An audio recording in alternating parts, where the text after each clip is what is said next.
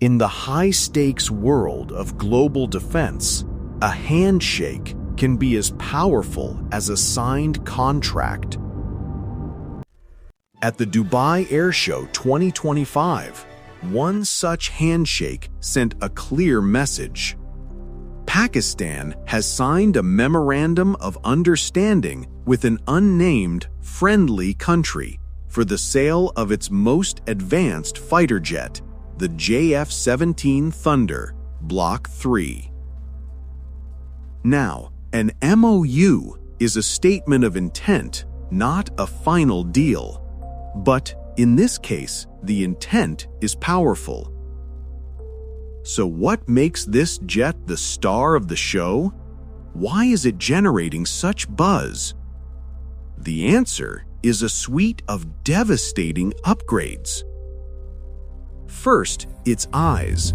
The Block 3 is equipped with a KLJ-7A AESA radar. That's an AESA radar, an active electronically scanned array. This is a game changer.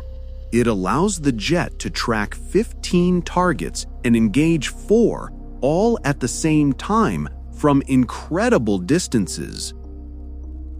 And with those powerful eyes come sharp fangs. The jet can carry the PL-15E air-to-air missile, a long-range weapon with a reach of over 200 kilometers. It can strike before an enemy even knows it's there. Add a more powerful Russian Klimov engine and a price tag of just $25 to $30 million, and you have a terrifyingly cost-effective Predator.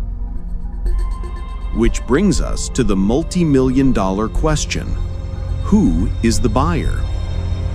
The announcement is strategically silent, but the defense world is whispering. The leading candidate? Bangladesh.